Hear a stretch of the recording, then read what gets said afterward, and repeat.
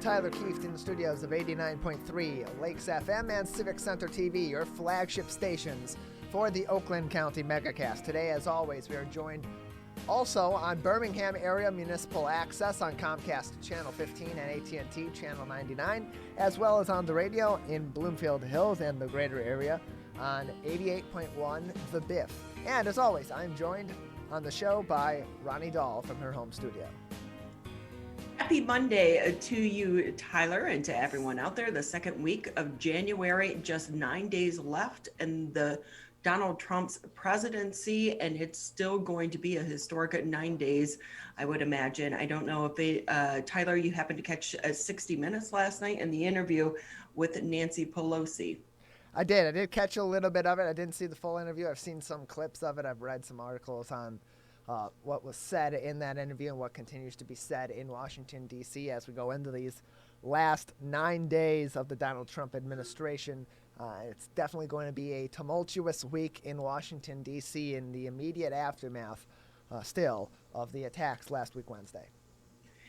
So as so many people know, they are requesting that the vice president invoke the 25th Amendment to try to remove Donald Trump from office for the remainder of his term. If he does not do so, the Democrats are saying that they are going to call for an impeachment. The second impeachment of Donald Trump could be a possibility, the first time such a thing would be happening within our history of our country. We are a democracy, and what we have been seeing unplay from starting last Wednesday, going through for the next 9 days, this is history. We are witnessing history as all of this unfolds, and where our country goes from here is going to be anyone's guess. Yeah, there's still a lot of mystery going forward this week, especially this week, as we're entering those last 9 days with everything that's gone on in the U.S. over the past week, certainly, and definitely over the past several months as the pandemic continues on, with the vaccine coming out, with some complications in the process of getting that vaccine distributed out to the general public. Still a lot of issues to be going through as we get further into 2021. So if we can kind of put that aside, talk about sports.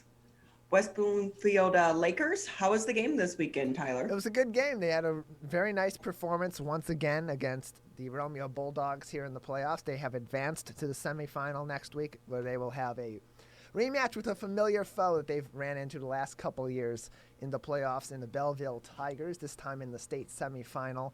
West Bloomfield took care of business on Saturday. They beat Romeo by a very healthy margin. It was very much a blowout. 52-14 was the final score from the Swamp, the last game at the Swamp in this current season. The first, technically, game at the Swamp in 2021. There won't be another one of those for about 7 months, 8 months from now.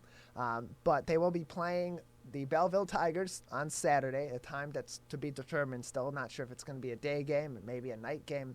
Who knows? There will be a lot of media coverage there, certainly, considering that these two teams are really the favorites for the state championship at this point, and with the history between these two teams in recent years. Unlike in recent years, usually the state semifinal is played on a neutral site, somewhere that's about in between the home and the away team, the two teams that are in that matchup. However, with the conditions of COVID this year, the MHSAA not wanting to have to arrange further protocols at another location, another facility, has waived the neutral site in 2021, and that game will be played on site at Belleville High School, as the regional final has been the last 2 years between West Bloomfield and the Tigers. So with that though, Tyler, did you get a chance to talk with Coach Bellamy about COVID and his thoughts on the playoff system in general during COVID-19? We did not get a chance to talk to him necessarily about that. Dave Scott did interview him on the field before the game. It seems to me like their opinion on it is, we're rolling with it. We're going to do what we have to do to play the game of football to finish out the season. We're focused on winning a state championship, not on necessarily what could or could not happen to our season again because of COVID-19. That being said, these teams from the onset of this special season have taken COVID-19 very seriously. There have been no reported outbreaks on the West Bloomfield side. They are taking a lot of precautions to keep their players safe, doing regular testing, maintaining their social distance. The players are very good with wearing their masks off the field, as the coaches do when they're on the field and not in game action. So they've been taking COVID-19 very seriously. They continue to do so. They continue to work hard at that because it keeps their season alive. It gives them the best chance to win football games. And I think if they have a chance to win the state championship, they're not going to pass that up, and they're going to continue to play ball, COVID or not. And so with that, of course, we had the NFL is still playing, the Browns taking on Pittsburgh. And I feel like we're kind of caught in between because they are still Midwest states. So we have the Cleveland Browns. They came out the victor. I wonder the next when and if we'll ever have another playoff game for the Detroit Lions. Let's fingers crossed, maybe next year. And then, of course, tonight, the big Ohio State-Alabama game. Yes, big national championship game tonight between Ohio State and Alabama. As far as the NFL playoffs, I found it really interesting yesterday. I watched the Chicago Bears and the New Orleans Saints matchup, at least the last part of it, after I got home yesterday on Nickelodeon, which was the first. They had a playoff game being shown on Nickelodeon. It was an interesting broadcast. It actually was done pretty well. I liked it. I thought it was entertaining. It was something different. The only thing I didn't really enjoy about it was the occasional pop-in from young Sheldon, the spin-off character from The Big Bang Theory, which I thought CBS had canceled, but apparently they're trying to squeeze every last bit they can get out of that character through Nickelodeon now. So, Tyler, though, as you had just mentioned a little bit earlier about the vaccines, if we can jump into the headlines for the day, Michigan enters the new vaccine phase. So it includes teachers, first responders, child care providers, and residents 65 years of age and older. Eligible essential workers, teachers, and child care workers are going to be notified by their employers about the vaccine clinic dates and some of the locations. That's according to the governor. Eligible residents should not go to any of the clinics without an appointment. So the new phase is a turning point in the COVID-19 pandemic, but there are still major problems and struggles to meet the demand. As the pool of those who are able to be vaccinated grows, the supply has remained short of what has been expected. And still, as you can imagine, a little bit of finger pointing continuing when it comes to the supply of the vaccine, just like we saw in the very beginning of this pandemic, along with the testing and the supplies of the PPE. But I know that some of our elected leaders, the Oakland County Executive, Dave Coulter, has requested additional vaccines here for Oakland County to be able to distribute. And of course, so there seems to be a little bit of a break in the logistics of the supply chain of getting making the vaccine and then getting it distributed and then getting it actually into the arms of the patients. But still, it is a good day. And that starting today, the general members, certain members of the general population will be able to start getting the vaccine. Yeah, definitely good news that is now welcome. Certainly the issues with the distribution of the vaccine are still present. Last week at her last press conference of the week, the governor very much continued to call out the federal government for lack of better terms and paraphrasing, hoarding of the additional COVID-19 vaccines. Part of the problem may also be on a more local level, where there's still very much a problem in our hospitals in the state of Michigan and throughout the region and throughout the country with treating COVID-19 patients. And so getting all those additional vaccines in, you're not necessarily using all of them in a timely manner like you were originally planning to do so. And so that also creates an additional problem potentially of how to store those vaccines. So there are mounting problems in the supply chain and in the process and in the logistics of getting those vaccines out. Problems that likely will be worked through in the next few weeks. We'll still be probably a little bit behind schedule getting these vaccines rolled out to the general public. But I mean, you have to expect with something as massive as distributing a vaccine to the entire population of the country, a vaccine that's going to basically the entire population of the world, that there are going to be some hiccups along the way. And I did miss the governor's press conference last Friday because I was on my way to Ohio. But I will say, not only her, but to all of our elected leaders, let's just stop with the finger pointing.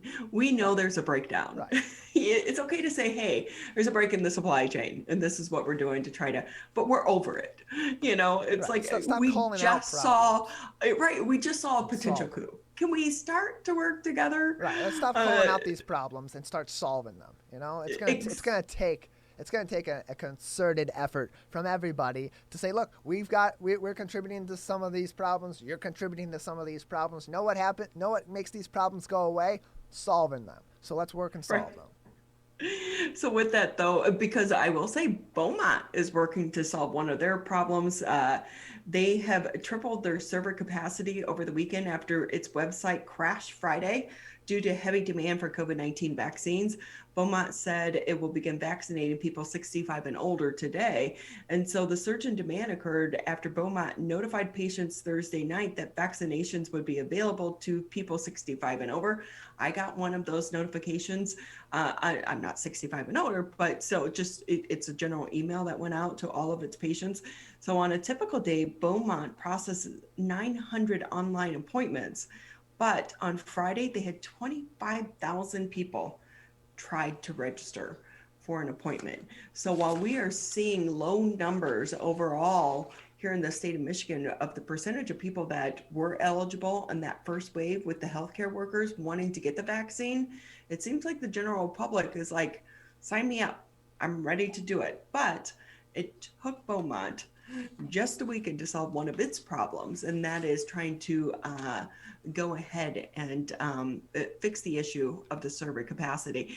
Because I mean, this happens too, not just in hospitals. Think about if you go to get a concert ticket and so many people go log on at the same time, it crashes it. So, but that is a good thing that it's up and it's running. But again, they are urging people to not try to show up at one of these clinics to get a vaccination. You need to have an appointment.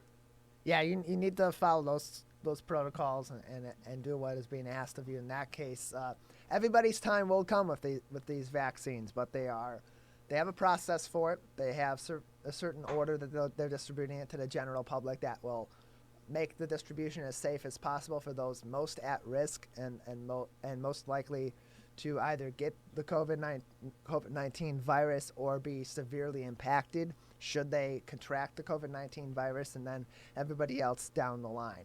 And if we all just it's like trying to get out of a building at the end of a concert, or trying to get out of a building in the case of a fire, like you have in a fire drill, where they tell you to go in a straight line. Walk in a straight line and calmly go toward the door. If everyone's rushing toward the door, it's going to take people longer to get out of there because everyone's getting shoved through the door. But if people stay in the line and just do it in an orderly fashion, everybody gets out efficiently.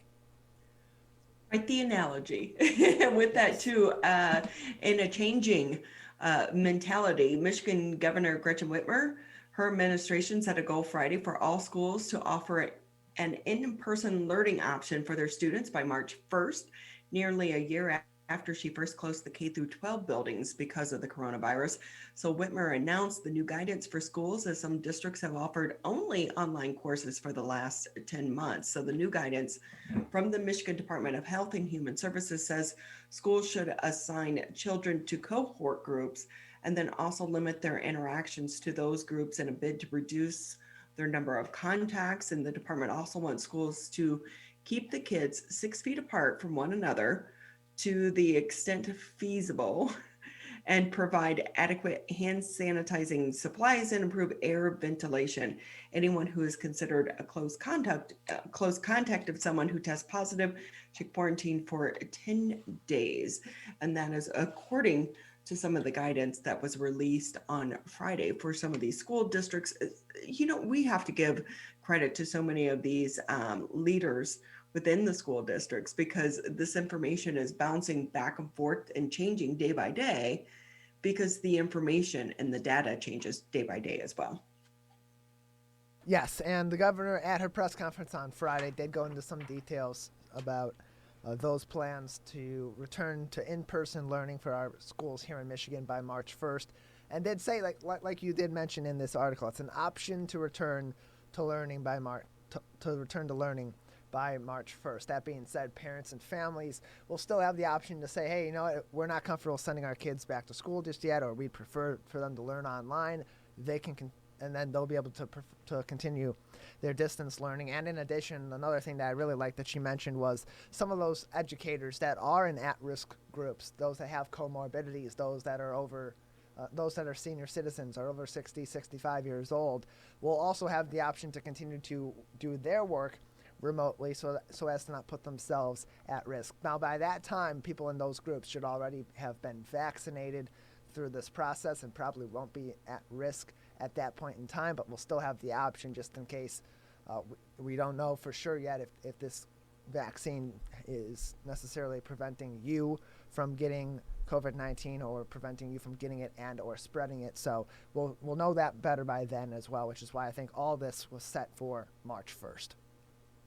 So you'll find that information and so much more if you go to civiccentertv.com, click on the coronavirus tabs. That's where you'll find the latest headlines, but also more importantly, at the top of the page, direct links to some of the resources that you want, including the CDC, the state of Michigan, and Oakland County, especially if you're someone trying to get a vaccine right now. So that's a good place to try to go and get that information. We have a lot to get to here on the Monday edition of the Oakland County Megacast. On the show today, we'll be speaking with the president of the State Board of Education. So we'll be continuing the conversation about how the coronavirus crisis is continuing in our schools and what's being done to try to get the kids back into the classrooms. We'll also be speaking with a nurse from the Henry Ford Health System. She was one of the first ones to receive that vaccine. And then also in the 11 o'clock hour, we'll be speaking with Brenda Carter. She's the Michigan State Representative, and she was in the Capitol. I don't know if anyone out there follows her on social media. She did send out a tweet while they were sequestered. So we'll have an interesting conversation with her as well. So a lot to get to on the Monday edition of the Oakland County Megacast. We'll get the show rolling after this quick break. Perry tested positive for COVID-19. Emma was exposed to a friend who's positive. Willa's waiting on test results. After any contact with COVID-19, or if you test positive, stay home for at least 10 days. If you live with others, keep your distance and wear a mask. Help Michigan contain COVID-19. Visit michigan.gov/contain-COVID. COVID-19 has caused many families to fall behind on finances and on groceries, but you're not alone. You shouldn't have to worry about putting food on the table. My Bridges offers access to quality food and income assistance to help families across the state get the food support they need. It's easy to apply and easy to start shopping. Apply for services at michigan.gov/MIBridges. A message from the Michigan Department of Health and Human Services.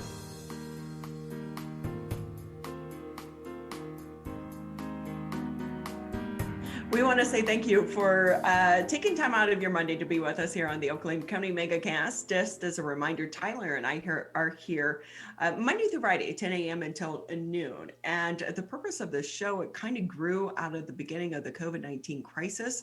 And the intent is to try and bring you the information in a long interview format from the individuals that are helping to shape some of these decisions that are guiding us through this crisis. And joining us now on the show is Cassandra Ulbrich. She is with the president of the State Board of Education. Boy, what a year, right? Like the past 10 months, what a year.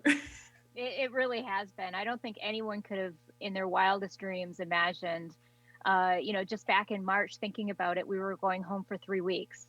And here we are 10 months later, and we are still in somewhat of an educational limbo, just trying to make sure that people are safe and healthy, and still, kids are still getting some learning opportunities at the same time. And so Friday, the governor did announce that she is trying to encourage all school districts to start offering some type of in-person learning by March 1st. What does that mean, and what are your thoughts on that? So I think it's a little bit of a misnomer. I think people are assuming that most students are not getting any in-person learning, and I don't think that's quite accurate. So a couple months ago, MSU actually did a study after the schools came out with their return to learn programs, and found that about 86% of the districts in the state of Michigan were actually offering some form of in-person learning. Now, it wasn't full-time for everybody, but there were in-person learning opportunities for students. And of course, those have changed periodically depending on what happens at the local level. But I think some students are getting in-person instruction. I think the governor's point is that she is trying to get us more students having the option of an in-person learning opportunity, and with the idea that this would happen by March 1st, but the reality is sooner if possible. And we're already seeing some districts that are going back to in-person learning that may not have been at this point. So that's a good thing. But of course, it comes with recommendations and guidance as well. So one of obviously the things that we've all heard about are continuing with the hand washing, the physical distancing, the mask wearing. But some of the other guidance includes things like cohorting students so that students aren't mixing throughout the day in large numbers, but are rather maybe staying in one classroom. And maybe the teachers are the ones that are going from classroom to classroom so that there's less intermixing of students throughout the day.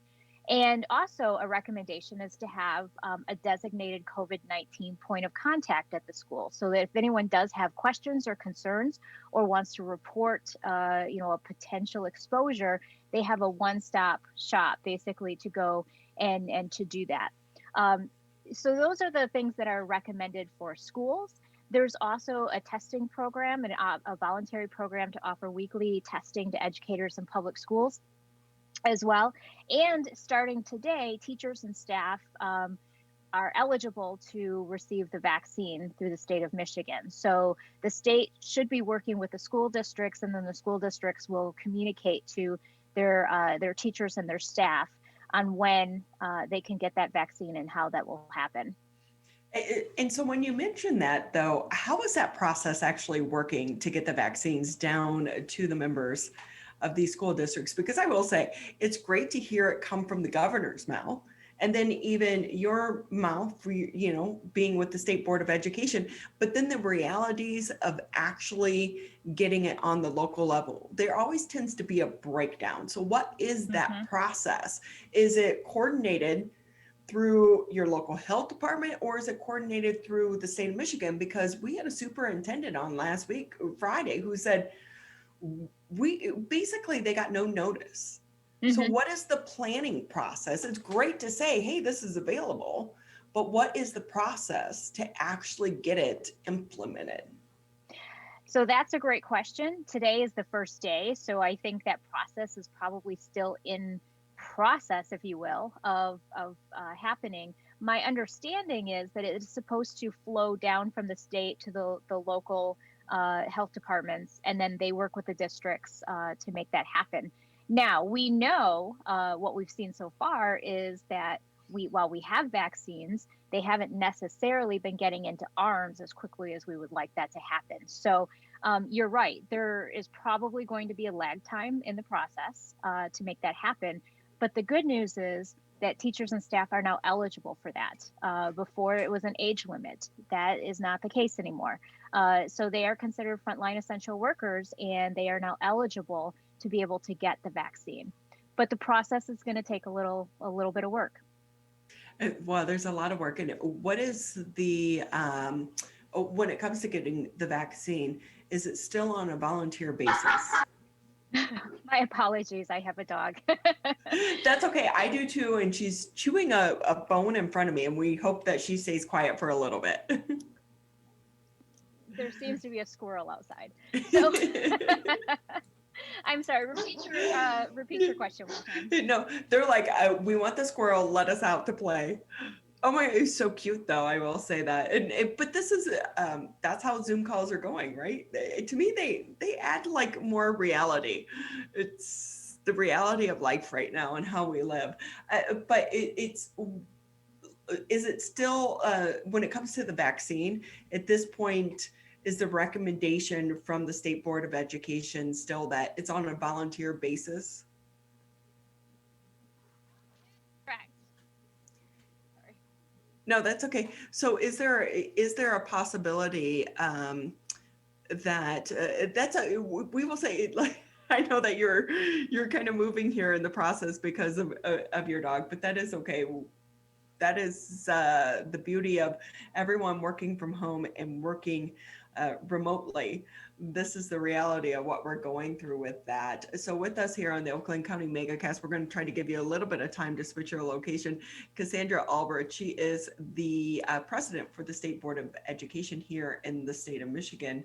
And so we are talking a little bit about the state of Michigan today, starting today, our new vaccine eligibility, which is extended to some of those lawmakers. And with that, if we can ask you, so it's going to be on a volunteer basis.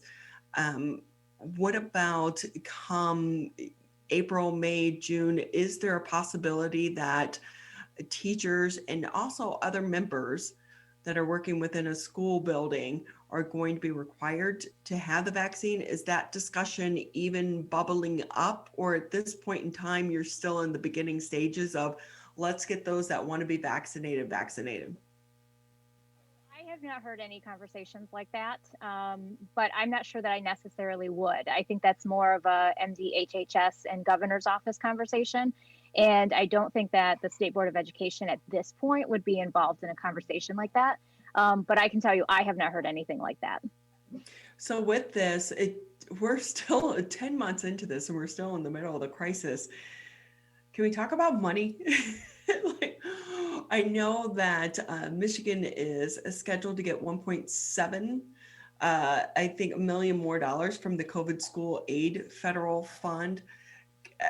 How is the state doing when it comes to the finances? Because we do know there are a lot of students that have left the public school forum altogether during this crisis. Yeah, and we're not entirely sure what that number is. That you can look at the numbers that are in school today versus that were in school last year, and it's about 53,000 less.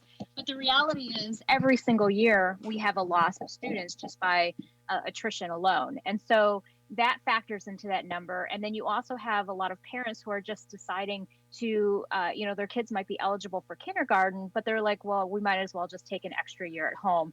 So that's a natural occurrence as well. So I would say all in all, we probably have about 13,000 students that we really don't know if they are being homeschooled, if they've left the state. And that's a real concern for us. So that's the enrollment piece. The financial piece, I would say, fortunately, Congress did pass an additional relief package in December, and Michigan schools will receive additional funding allocated mostly through Title I formula funding. And this is meant to stabilize their funding. And it will be considerably more than what we received last year through the CARES Act. So it's about 4 times more than what they had received before. We're also getting additional funding for childcare and early childhood education, as well as broadband. So these are all good things, but the one thing to keep in mind is they are one-time funds. So as schools are utilizing them, they have to keep in mind the sustainability piece, because it's not like you can hire a bunch of new teachers, because eventually these funds are going to run out and they will most likely not be renewed again at that point. So, but we are very fortunate that the federal government did step up and did provide additional relief, and that will certainly be a tremendous help to our local schools. Funding is always important. And if we can kind of go back just a little bit to the number that you just stated, 13,000 students, you're not sure where they are. If you're just a regular person, that sounds like astounding. And you wonder how many kids are maybe slipping through the cracks during this coronavirus crisis. It is a concern, but we live in a state that doesn't require parents to inform anybody when they decide to homeschool their students. And that's part of the problem. If they want additional services for their kids, then they do notify the local district. And we've had, I want to say, roughly 17,000 that have said, you know what, I'm going to homeschool my student, but I still want them to have access to these services. And that's great. I mean, we certainly encourage that. It's good for the parents. It's good for the state because we know that these kids haven't fallen through the cracks. But yes, those that have not notified their local school district, that becomes a real concern because it is possible that students could be falling through the cracks and we just don't know it. It's likely that many of them probably are being homeschooled and their parents have just chosen not to inform anybody of that. But the reality is we don't know. And there's no mechanism in the state to really know because it's the parents' right not to tell anybody what they're doing. So I wonder too, is that going to be something that maybe changes coming out of this? Once we get through the crisis, I think that's when we'll really start to continue to peel back the layers of this onion and discover some of these individuals and these kids that have fallen victim to the coronavirus crisis, that maybe there's going to be some positive changes. Because I just can't imagine that you don't, and you also wonder about the low income kids. I feel like they're the most impacted by some of these things that are happening right now. Mm-hmm. Absolutely. And that's why, you know, when it came to prioritizing in-person instruction, you know, our recommendation was you take a look at the students that are most impacted by a strictly remote education, and then you prioritize getting them back into the classroom. But as far as your question about registering homeschool, that would require the legislature to change the law. And quite frankly, there is a large contingency of people who don't want that to happen. And and they're a big lobby and they're a powerful lobby. And so, you know, there's been calls in the past for this to happen, but there's a lot of pushback to that. And so to answer your question, I don't know if the law will change.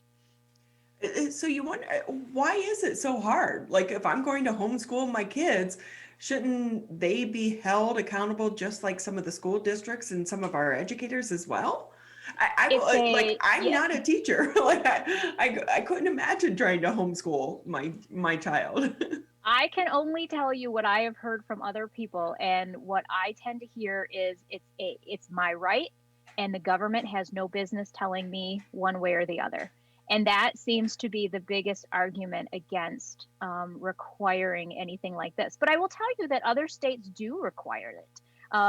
You know, there are, and some states even require, if you're going to homeschool your kids, that someone in the home have some form of teaching certificate or something along those lines. We have none of those requirements in Michigan. But at a minimum, I think a registration might be a good idea. But there are a lot of people out there who are very that don't want the government in their business, which, you know, to a certain extent, I can certainly understand. But on the other hand, it does open up the possibility for really bad things to happen. Oh, and there are so many stories as a reporter for 20 plus years here in this area, some of the stories that are heartbreaking, and including the one where the mother killed her children in Detroit, her daughter, and kept her in a freezer. And everyone was like, how is this happening? Where were the relatives? Where were her teachers? Right. And, you know, in some of these are the nuances that the general public, I don't think, realizes is out there. And you have to follow the law. And that's the way the law does operate. And Dr. Cassandra Ulbrich with us here on the Oakland County Megacast. She is the president for the State Board of Education.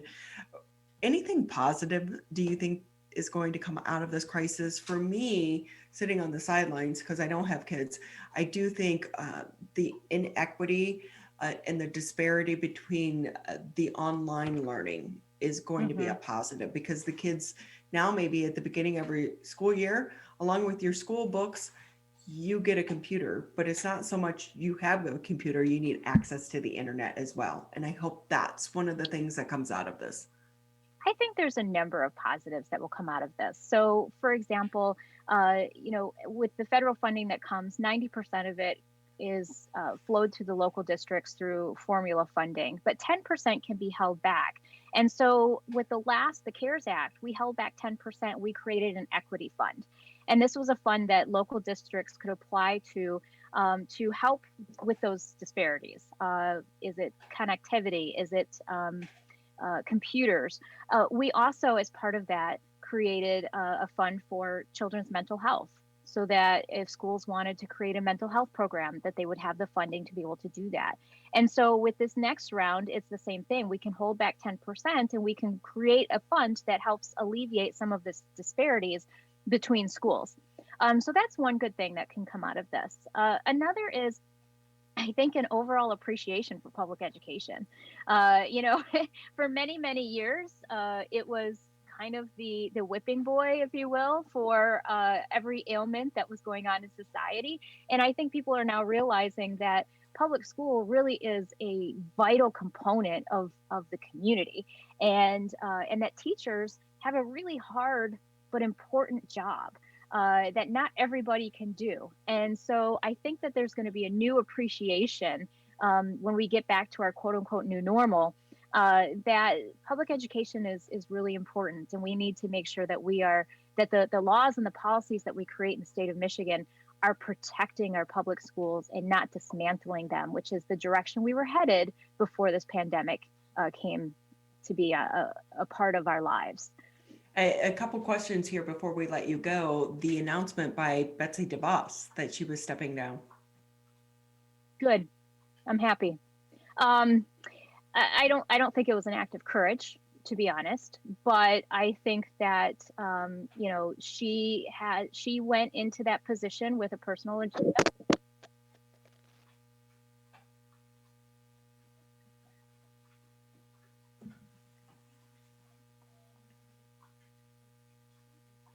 If we can, we lost your mic for just a second. So there you go. If you can.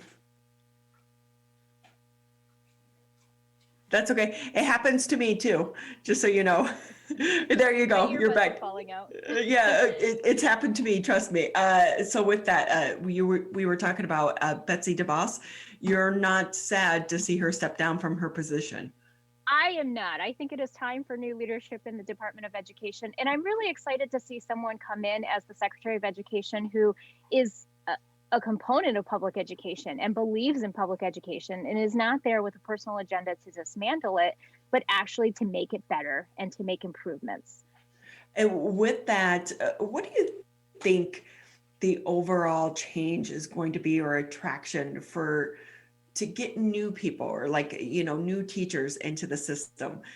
Are they going to step away from wanting to go into education, or is the possibility of remote learning going to attract more people into the industry? Well, we have seen a decline over the years, which is not, it's not good. And we have certain critical shortage areas in teaching. It used to be math and science and special education, but now it's getting to the point where it's even early, elementary school teachers that we need. And so I think that, hopefully there will be a new push, particularly if we get back to the point where we are celebrating our teachers and not blaming them all the time, that people will want to go into this profession. I will say, from what I could tell from social media, from my friends that have kids and who are now trying to help them remote learn, there is going to be a bigger and much broader appreciation for teachers and everything that they do every single day. I think that is correct. And I think it's time that we have that again. And I'm really excited to see that new direction for education. Although I think there might be a kind of a rebellion and a big push to try to bring back old math, because fifth grade math is not what it used to be, and cursive writing. Yes. Yes. So there's a lot of new ways that we teach things, which they're not bad. It's just a different way of teaching. But I understand that for parents, it would be nice to get back to the old ways of doing things. Hey, if we had to learn cursive writing, they should too. With that, Dr. Ulbrich, before we let you go, anything maybe we didn't touch on that you want to share with our listeners and our viewers before we let you go? I would just say, I would be remiss if I didn't mention what happened last week in the U.S. Capitol and the impact that could have on kids. I think that it was It was awful to see. It was frightening for adults. So, of course, it would be for kids as well. But it's also a learning opportunity. And so I'm sure that there are a number of tough conversations that are taking place in classrooms across the country. And I think it's really important that those conversations happen, that students have a space where they can process and ask questions and express their thoughts and fears and anger. And I really appreciate and I applaud the teachers who are allowing that to happen. Very much so, because it is a hard conversation, but an important one for them to have with their students as well. But on the other side of that, we have all grown up with these moments in our lives, the Challenger explosion, 9/11, and I think what we witnessed last week in DC is going to be that for our students today as well. Well, thank you so much. Dr. Cassandra Ulbrich with us. She's the president for the State Board of Education. Great to have you with us, and we appreciate your time. And we're all pet parents here as well. So say hi to your dogs. And they're like, take us out. We want to go chase the squirrel. That's right. Thank you so much. Great to have you with us. We're going to take a quick break here on the Megacast. When we come back, we are going to continue the important conversation about vaccines. And with us next will be a nurse from the Henry Ford Health System. She was one of the first nurses to get the vaccine. This is the Oakland County Megacast. Michigan, we're calling on you to save lives. Don't ignore it. Don't let it go to voicemail. It's urgent. In fact, it's critical. Because if you've been in close contact with someone who tests positive for COVID-19, you may have been exposed to the virus. And you could get a call from My COVID Help or your local health department. So please answer the call to learn how to protect yourself, your family, and friends. We're calling on you to stop the spread of COVID-19, to make it safe to reopen businesses and help Michigan move forward. So if you get a call from My COVID Help or your local health department, you may have been exposed to someone with COVID-19. To protect us all, answer the call. Learn more at michigan.gov/containcovid. A message from the Michigan Department of Health and Human Services. Hi, my name is Kurt Lawson, and I'm the Public Information Officer for West Bloomfield Township. We wanted to reach out to you, our older adults, to provide information that you may find useful during this difficult time. We want to ensure you that West Bloomfield Town Hall, our Waters and Utility Department, West Bloomfield Parks, and our police and fire departments continue to work hard on your behalf. Information and resources can be found on the Township website, the police Facebook and Twitter, or call West Bloomfield Park's COVID-19 Help Hotline. Please remember to keep your social distance of at least 6 feet, wear facial coverings when you leave your home, and wash your hands for at least 20 seconds with soap. These precautions will help keep you safe during these difficult times.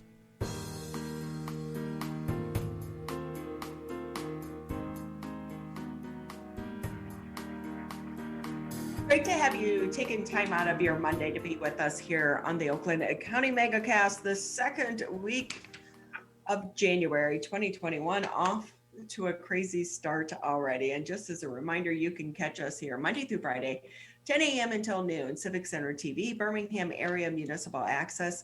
If you do have cable, tune us into channel 15. If you have Comcast 99 on AT&T, but you can also catch us on the radio if you're out driving around, 89.3 Lakes FM, 88.1 FM The Biff. And then today we are also live streaming today's edition of the Megacast on my Facebook page, my journalist page, Ronnie Dahl. So you can also check it out there as well. And that's what makes us the Megacast, is we try to utilize TV, radio, as well as social media to get the message out to the public.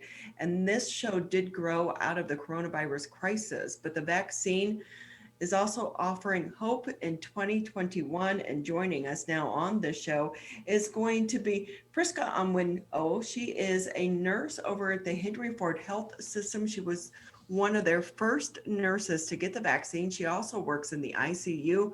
Thank you so much for being with us on the Megacast. Thank you, Ronnie, for inviting me. But I will say too, before we get into the vaccine, How are you holding up as a nurse, someone who is on the front lines trying to manage this virus?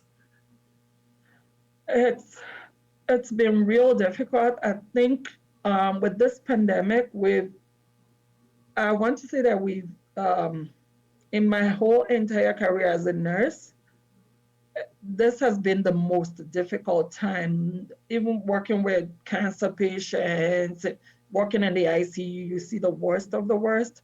But this pandemic has really just taken that out of the ballpark.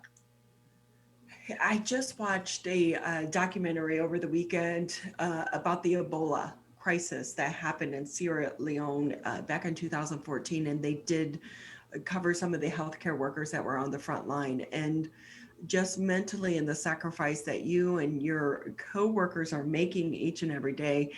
Can we just say thank you? And I know thank you, those could sound like empty words at some point in time, but your effort each and every day is appreciated. And I would imagine from the families as well. Can you talk about your interaction with some of the family members of some of the patients that you've had to treat during this time? So I think for most of our families, it's been really difficult just not being able to be with their loved ones during their last times. And just thankfully, we were able to do the iPad where we could communicate with the family and where they can visually see their family members. But sometimes our patients in the ICU are on the vent, they can't talk. So it's pretty much they can see them, but that where you come in and touch your family member and hold their hands, and they see you, they can look at you, that's missing. So we've had to, really support our families too, not just the patients, when their loved ones are going through this difficult time. With that, you've been on the front lines. Before the vaccine was available, how concerned were you each and every day that you went home after leaving your job? Very. I'm a mother of 6 kids. So one of my sons is asthmatic. So every day, when the pandemic first started, first of all, I had to move to the basement because I was afraid I was going to give it to my family members, and not really knowing what we were facing and not having a lot of information on the virus. I was really scared. So, I just felt like I wasn't willing to sacrifice my family over it. So I had to move to the basement. I could not have my kids, I couldn't even be in the same room with them to check their schoolwork. I would just stand at their door and, talk to them or call them on the phone. But I have a walkout basement. I went in and out of my house from the walkout basement. So I didn't have to be in too much contact with them. So the personal sacrifice is great. You were one of the first to get the vaccine. Yes, why? Thank God. Why? Why not? So many reasons. Where do I even start? Like I said, I watched so many people die from this virus. The worst thing was having these patients come to me. Most times they're not on the vent yet, so they can talk, and they hold your hands and beg you, I don't want to die. They tell you so many things they have to live for. And at the end of the day, you watch them lose their lives. So that in itself was enough trauma, just seeing all these patients that beg you. I remember so many of them, I still see their faces in my head where they beg me and say, please, I don't want to die. At the end of the day, they end up dying. And even the ones that survive the after effects of the virus and the things that they have to go through, the ones that have blood clots, stroke, so many other different things, I could not wait for this vaccine to come out. Because I'm just thinking, even, first of all, starting with my family, every day I come to work and I walk in a coronavirus patient room, I'm afraid I might catch it and take it home. So just from that perspective, knowing that if I have this, I decrease my chances of getting it and taking it home to my family and my family members spreading it to other people, that's one.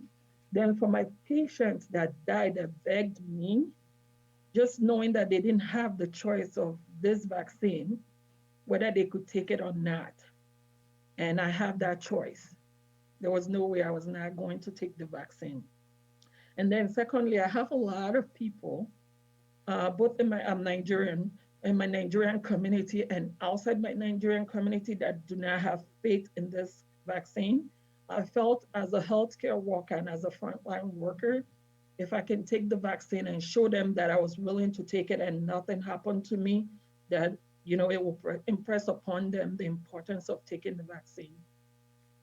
So you're standing up not only to give you a sense of peace for your family, but also is a symbol to other people that are on the edge, that are worried about the possibility of getting this vaccine. Definitely. Do you think the general public, if they walked in your shoes for even one day and they saw firsthand what the virus did, that there would be any hesitancy amongst them to get the vaccine? I had, you know, just on social media, when I see people argue about how the virus is a hoax, how it's not as bad as, you know, people say it is, you know, when I see people politicize it, I just wish sometimes that we could just have them come in just for even a few hours out of the day and just watch what these patients go through and how rapidly patients decline from being okay, you know, talking to you like, and in 30 minutes, they're on life support. We have them on so many vasopressors. They're struggling for their life. I always felt like if all these people that don't believe in the validity of this virus could come in for a few hours and see it, there'll be no question in their mind how serious this virus is. Prisca Onwenu, she is a nurse over at the Henry Ford Health System. She works in the ICU unit, and she was also one of the first members there at the Henry Ford Health System to receive the vaccine. Of course, the state of Michigan is moving into the new phase of the vaccine distribution starting today. Members of the general public are starting to be able to get the vaccine. Do you think this vaccine is going to be our way out of this pandemic? I'm hoping that this vaccine gives us hope. You know, I hope that everybody can make the choice if they can to get this vaccine. That way we can somewhat get back to a normal life, you know, and stop the spread. Mostly it's the spread, because when, you know, you can have the virus and be asymptomatic and not know it, but you don't know the person that you pass it to, how it's going to affect them. And that's my biggest fear, even with just working. It's, you know, the more people that can get this vaccine, there's hope for us to return to normalcy, or at least a new normal. I'm sure that you're waiting for those days on the front line as well, because I'm just thinking about the emotional toll that this must have taken on you and other members of your team to live this each and every day. Were there days where you were just like, I can't do it? I'll tell you that after the first wave, and when everybody started talking about the second wave, I just kept saying, I can't go through this again. I can't do this. I told myself every day, I can't do this again. This is too emotionally taxing on me. But, you know, the first patient trickles in, the second patient, and next thing you know, you're doing what you said you can't do. Thank God we have really good support at the hospital. You know, our president is readily available to talk. You know, we have wonderful support services here that if you needed to talk to somebody, you always had somebody to talk to. Prisca, you mentioned that you're a mother of 6. How old are your kids? Anywhere from 11 to 24. So there's a big gap there. So in between this, some of them are also having to remote learn. What's that been like for you? Really tough, especially during the first wave, just because I couldn't monitor what my kids were doing. And I'll tell you, their grades did drop, because I have a 15-year-old boy, you know, half the time he wants to play PS4. And so with me now hovering over him and you know, and even checking his homework. Yes, his grades did drop, but we're working on it. He got a few things taken away, especially the PS4, so he can rethink his actions. So I will say, you know what? These kids are lucky. Back in our day, you had like one telephone, and it was the dial. I wish we can go back to that. Right, and the cord, you would stretch it all the way upstairs. But some good news for you as a parent. I mean, like we've had Oakland University on, and they do offer a lot of scholarships to kids that play these video games, so they can make a lot of money. And they can get college scholarships. So maybe if you hold that over his head, if he gets his good grades, it can kind of, balance that conversation. I think just taking away his PS4 is making him rethink a lot of his actions. I also have his phone until his exams are over and I see his grades. So that's helping. Oh my gosh, that's like death to a 15-year-old boy. I know so. He keep asking his friends to test me and beg me to get his phone back. With that though, what do you think is going to be the positive that's going to come out of this pandemic for you and other healthcare workers on the front line? I think the positive is, for me, I feel like we've seen the worst, and it's made better nurses out of us. For me personally, I think I'm a little bit more compassionate and more understanding having gone through this pandemic, and just thinking about what the families are going through. That too has helped me realize, it's not just the patients that we need to take care of, that we also need to take care of the families. It's been such an emotional roller coaster for the entire country, but also for people such as yourself. With the vaccine, you've had no side effects? So with the first vaccine, no side effects with the first dose. With the second one, I had a little soreness and a little heaviness with the arm, but I went to work the very next day after the vaccine. And then I had a little lingering headache, just a nagging headache. But all of that is gone now. So I'll do that all over again if it just gives us hope. Yeah. Right. And are there any members of your family that are eligible to take the vaccine as well? So far, no. So it's just you, but for you, it's peace of mind. It's peace of mind for me, for sure. And even for my families, because every day I leave the house, of course, they're very worried. Yeah. Is this a day? And we've heard the heartbreaking stories of the, first responders and people on the front lines that have gotten the virus from trying to save others and have not lived through the other side to be able to see this vaccine. So that has to be a very, somber and sobering impact for members such as yourself and others that are working each and every day. Yeah, it's particularly difficult when our kids see these things and worry about you. And, even just the slightest headache makes my kids worry, like, Mom, are you okay? I get several tests.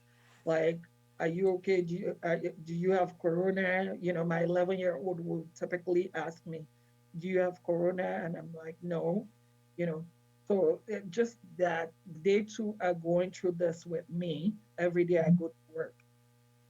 Well, what are your thoughts on the healthcare system here in the United States throughout this pandemic? So I come from a third world country. I'm Nigerian. And that's the only thing I have to compare it to. As much as we saw the, how can I put this? The pandemic didn't show a good side of the healthcare system, but when compared to the rest of the world, I would say we're doing phenomenally well. We're doing good. Our patients have what they need. I know we couldn't save everybody, but for the most part, we did what we needed to. There was meds available, there was vents, there was a shortage, yes, but the people that needed it most had it. Well, we are so happy that you are still on the front lines and having people such as you. And I can tell you have a huge heart and you care about the patients that you are assigned to give care to. So we want to say thank you again as well. And we wish you the best and the brightest of the futures as well. And again, thank you for having the courage to not only get the vaccine, but to work on the front lines each and every day, but also to share your message and to encourage others to get the vaccine as well. Thank you, Ronnie. Thank you so much for inviting me again. No, it's been a pleasure and an honor having you here on the show. So thank you, and thank you to the entire team over there at their Henry Ford Health System. Thank you. It's not been an easy go, that is for sure. We're going to take a quick break here on the Megacast. Still a lot to get to in the second hour of the show. This is the Oakland County Megacast. This may seem uncomfortable, but so is being hooked to an IV, sleeping in a hospital bed, and fighting for your life. When it comes to COVID-19, comfort is not as important as saving lives. Wearing a mask can greatly reduce the chance of spreading the virus. So mask up, Michigan, every time you leave home. The only way to beat COVID-19 is to face it. You can't get too comfortable. You can't forget the danger. Wear the mask. Wear the mask. Wear the mask. Wash your hands. Keep a safe distance. Especially in the next few months. You know we'll get back to normal. We'll get back to normal. We'll get back to normal. Someday. But not yet. Not yet. Not yet. But not yet. But not yet. Consider virtual gatherings for the holidays. Curbside food orders. Grocery delivery. And shopping local. Shop local. And especially shopping local. Let's beat this virus. We can if we face it together. Together. Together. Together. Together. Together. Together. Together. Together. Together. Together. For the latest information, visit oakgov.com/COVID.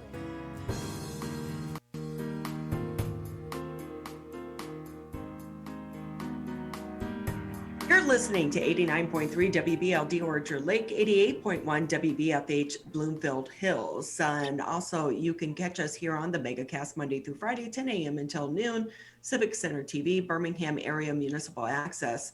You can tune us into channel 15 if you have Comcast, 99 on AT&T. And we are also live streaming on the radio as well, 89.3 Lakes FM, 88.1 FM The Biff. So we try to utilize public access TV, radio, as well as social media to get the message out. You can, today we are also live streaming the Monday edition of the Oakland County Megacast on my journalist page, Ronnie Dahl. So you can tune us in there today as well. As we get into the second hour of the Megacast, we're going to be kicking it off with Susan Keels. She's the hotel general manager for the Royal Park Hotel. Great to have you with us here on the Megacast. Thank you. Thank you very much. Glad to be here. Oh, what a year for your industry. How are you trying to, as the word of 2020 has been pivot, how is that happening for the hotel there? We literally are pivoting at the speed of light. I call it the Corona coaster. It changes constantly based on state mandates and just, the virus and what's happening. So we here at the hotel, we call it throwing spaghetti on the wall sometimes. And we have pivoted and changed our business model in order to really survive in such a turmoil, difficult time in hospitality. But on top of that, it's like some of these things are years in the making, years planning, and then you're trying to navigate running a business day by day. What's that been like? It's been challenging. We all try to motivate each other. But we're digging deep, to be quite honest. But there's some silver linings too. for instance, weddings would be a great example. We're used to hosting 250, 500 person weddings. And, it's been really challenging talking to our brides. They just want to get married. So one of our pivots we put together is this tiny wedding package. We partnered with some of our great partners, and wedding love is not canceled, and they're still having this opportunity to create some magic here at the hotel and get some beautiful pictures. And it's only 10 people, but it's something. And those are the things that have been the light at this tunnel here. That's a great line. Love is not canceled. So even though we're in the middle of a pandemic, people are still getting married. In fact, I saw, on Facebook, there was a lady who was trying to sell her brand new, amazing wedding gown that was like, $2,000, but she still got married. But, since she wasn't having the big affair, then she opted for a smaller wedding dress as well. Do you anticipate that this is going to be a new way of the future, or are people going to be so eager on the back end of this pandemic, they're going to have even bigger celebrations? So, I think that the pent-up demand is going to be huge. And I'm going to relate this to back in 1918, when the Spanish flu happened. It was a pandemic similar to the magnitude, in a different way, of what we're going through now. And what came out of that after that pandemic in 1918? The Roaring 20s. This decade of decadence and gathering and dancing and vibrance. And, I still feel we're a little, we're not quite there yet, but I do believe that that's our future, opulence in hospitality. That's what I'm holding on to. And I think at least in the beginning, we're all going to appreciate it so much more. We are, yes, absolutely. Mm-hmm. But the hotel is not just about weddings.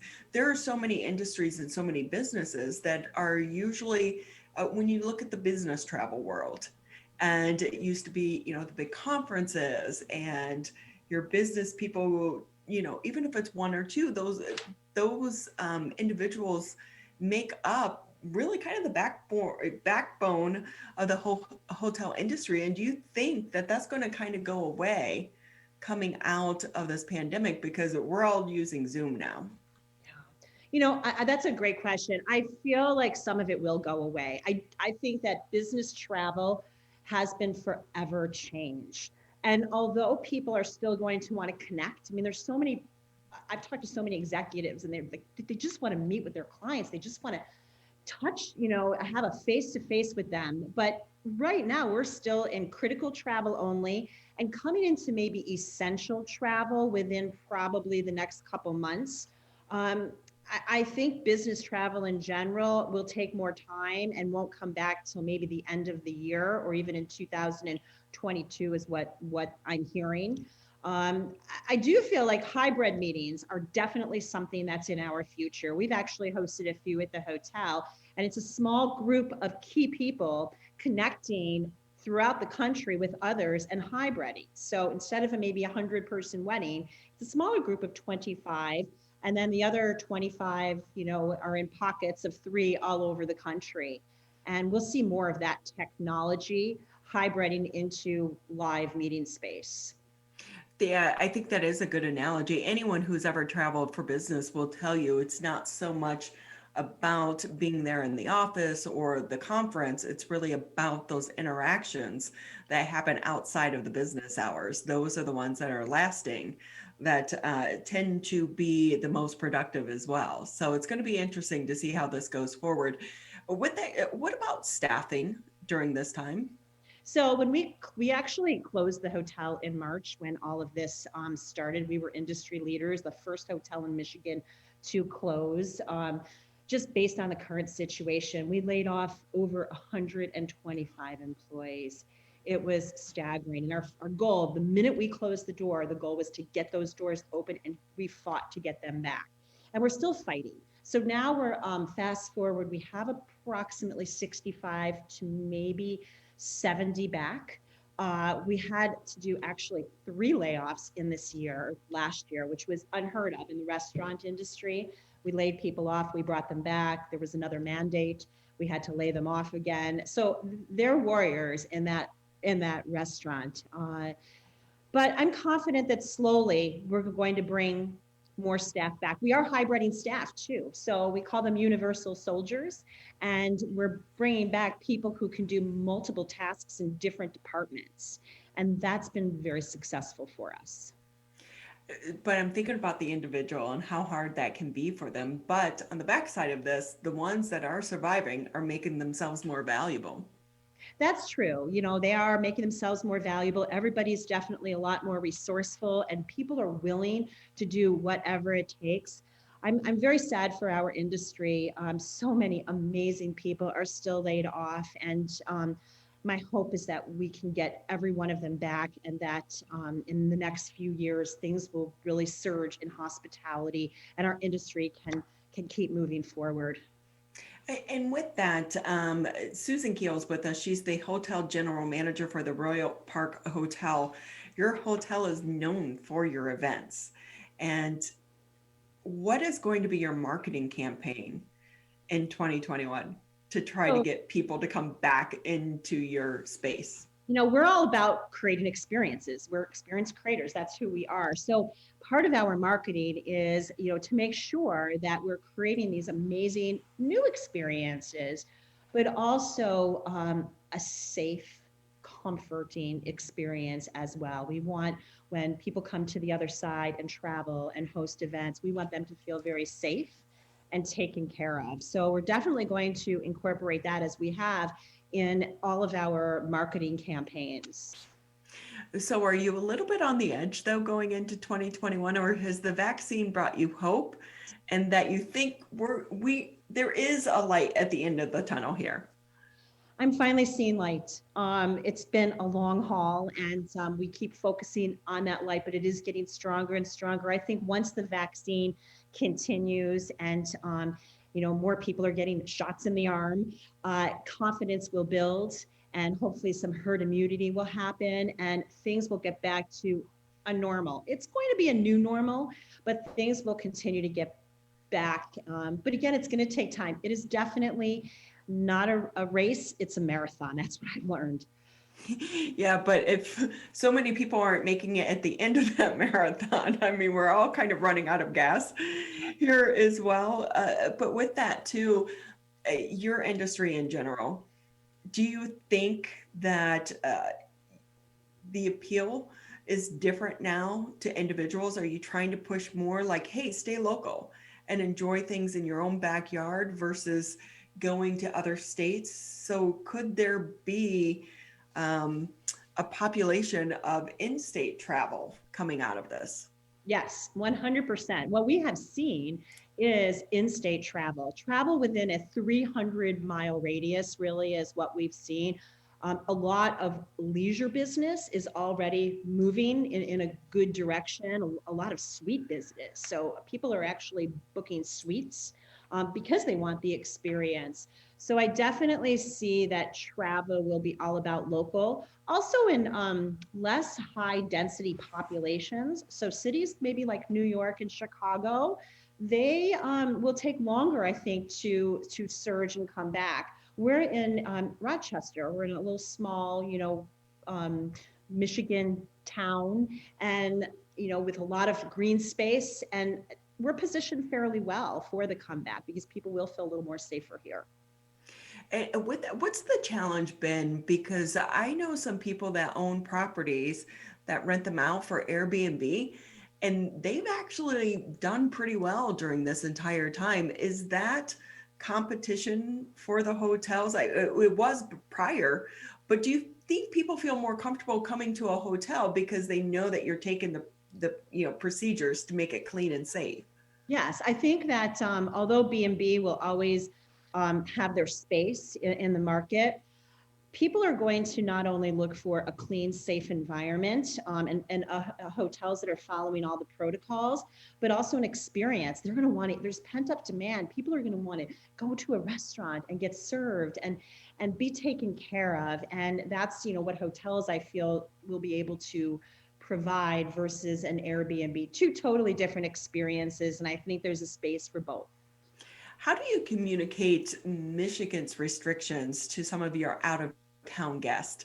We were in Ohio over the weekend. Their restaurants are still open, with restrictions, but we can't sit down for, in-person dining inside right now. So how do you explain the changing restrictions here in the state of Michigan to people who are coming from out of state? That has been one of our biggest challenges because the expectation is very different. So we try, and it changes all the time, even in this state. So what we try to do is to set ourselves and the guest up for the experience. And during, using our technology during the pre-stay experience, we explain all of the mandates. We post it on our website. We update them on social media so they know what they're getting into.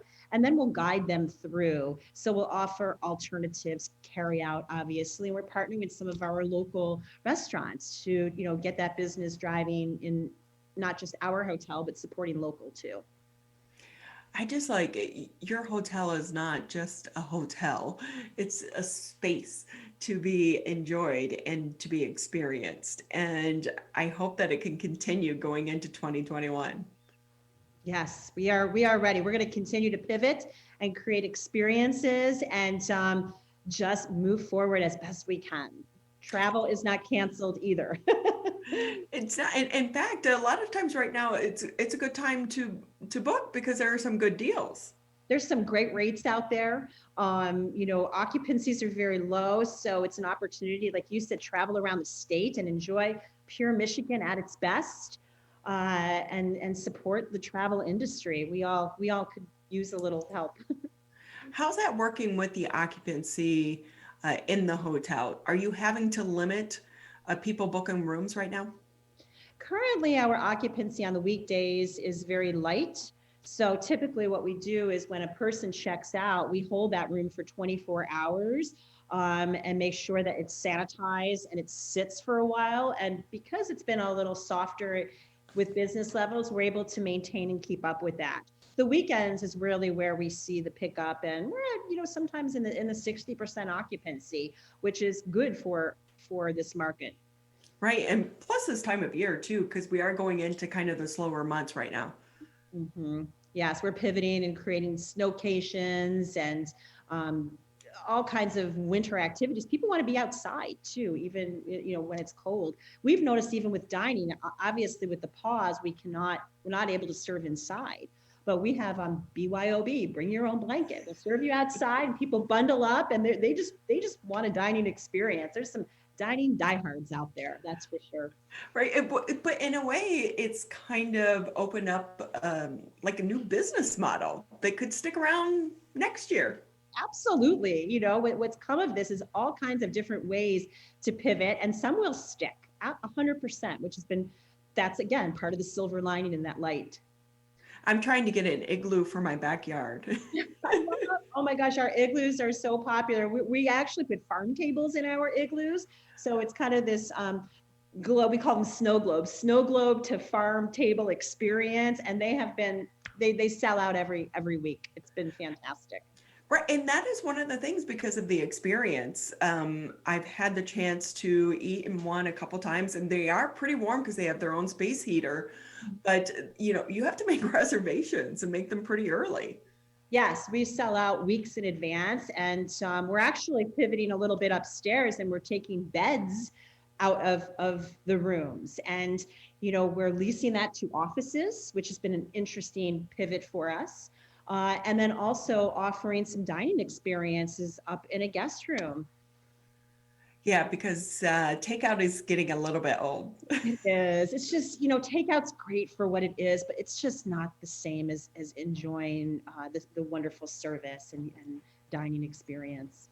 So Susan Keels with us. She's the hotel general manager for the Royal Park Hotel in Rochester. We have to ask you, just between the two of us, because I remember the stress I went through and planning my wedding. And we went from having a larger wedding to canceling it and having it like 18 people in Bald Head Island, North Carolina, which turned out to be fabulous and absolutely wonderful. But there was a lot of drama and a lot of stress. And I'm thinking, you throw in a pandemic and a timeline that's not a solid timeline. And so if I planned my wedding and I thought we were going to be over this, and then like the weekend of or the day of, the state shuts down some of these mandates like that, and your wedding was that weekend, you've got to have some stories. Oh my gosh, I can write a book. And you know, some of these brides, and I feel so, I empathize with these brides and grooms. Some of them have canceled, or not canceled, but we continue to push back, right? So we'll change the date and move the date back.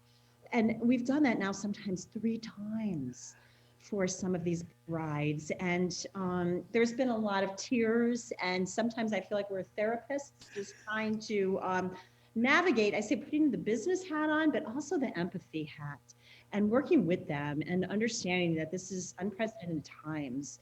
So it's important, I think, that we work with them to try and find some really great solutions. Like I said, love is not canceled.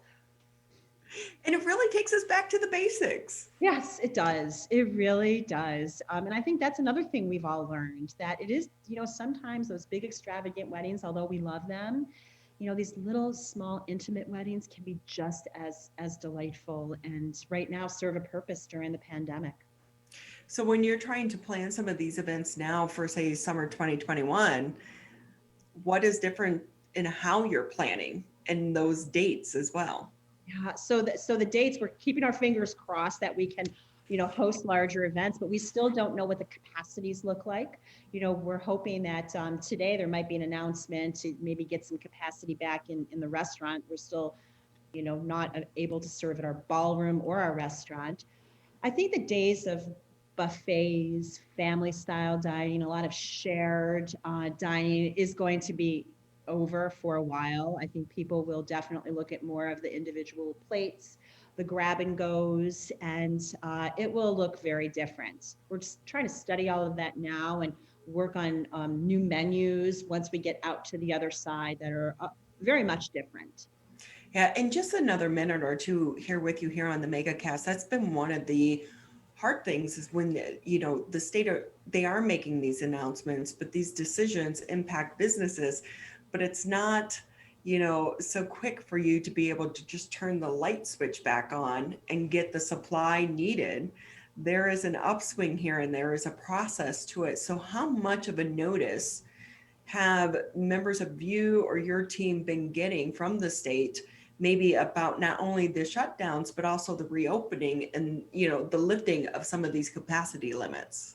Yeah, I wish that we were in the know a little earlier, to be quite honest. It's very hard as operators to manage. One day we're closed and then, okay, 3 days later we can open at a 25 or a 50% capacity. I mean, think about staffing, training, food ordering, all of that comes into play. So we have been operating, I say sometimes limping along, just based on what happens next. We just don't know. It's the unknown. And I wish we had a little bit more communication from that aspect, but we're doing our best. We're hoping for an opening maybe next Saturday. That's what I'm hearing. Right, because it's what, the 15th, the latest restrictions are supposed to be lifted. So fingers crossed for so many of the people in the restaurant and the hotel industry that lift does come through. There was some hope that was going to happen a little bit earlier, but due to the numbers over the holiday with so many people traveling, that didn't happen. No, it did not. We were disappointed in that. And we're doing our best to manage as we can and continue to survive in these challenging times. But hopefully, again, with the vaccine and with spring coming and more confidence, we'll see some more activity. Well, the good thing is we seem to have gotten testing down by now. So just as the vaccine is rolling out, the state seems to have gotten the testing procedure down as well. And also there was so much, you know, uncertainty with the testing and is it positive? Is it negative? Are you asymptomatic? Are you not? And even if you were positive, it was still showing you were positive when you were outside your 10 days. So hopefully all of that has been ironed out in time for the vaccine to allow you to reopen, and hopefully for good this time. And with that, if you are allowed to reopen on the 15th, do you want to talk about staffing? How hard is it for you to get employees? And if so, what type of employees are you looking for? Yeah, so we're always looking for great talent. We do have a nice pool of candidates who have stuck with us through this whole year. They're so loyal and so dedicated, and we hope to bring them back. But we are absolutely hiring as business levels continue to grow. And we're looking for, as I said, universal players, people who can do a little bit of everything and get into this wonderful world of hospitality. So, kitchen is one area that we definitely need some help with and are looking for some great talent. So keep us in mind, please. Most definitely. Well, thank you so much for taking time to be with us. We appreciate it. Thank you so much for the opportunity. Hope to see you soon at the hotel. And good luck to you. And you know what? I want to come and dine at one of your snow globes. Oh, we'd love that, Ronnie. Thank you. It's such a beautiful environment there. And like I said, it's not just a hotel, but it's an experience when you go there. You have such a beautiful backdrop as well. So we wish you and your team the best and continue success. And hopefully you come out of the pandemic on the backside of this stronger than ever. Yes, thank you. Thank you so much. Susan Keels, she is the hotel general manager for the Royal Park Hotel in Rochester. Thank you again. We're going to take a quick break here on the Oakland County Megacast. Still a lot to get to in the remainder of the show. This is the Oakland County Megacast. Michigan, the coronavirus pandemic has put us all to the test. And now it's time to put COVID-19 to the test. As we move forward, testing will be critical. We encourage anyone who has reason to get tested to do so, those with symptoms and those without. If you are leaving home and going back to work, get tested. If you think you may have COVID-19 or you've been exposed recently through family, friends, or coworkers, get tested. Our test locator tool can help you find the right testing site that fits your needs. Even if you're looking for easy access with no cost, no prescription, and no appointment necessary, we've got you covered. Help Michigan move forward, not backward. To find a testing site or learn more, visit michigan.gov/coronavirus test. A message from the Michigan Department of Health and Human Services. Perry tested positive for COVID-19. Emma was exposed to a friend who's positive. Willa's waiting on test results. After any contact with COVID-19, or if you test positive, stay home for at least 10 days. If you live with others, keep your distance and wear a mask. Help Michigan contain COVID-19. Visit michigan.gov/contain-COVID.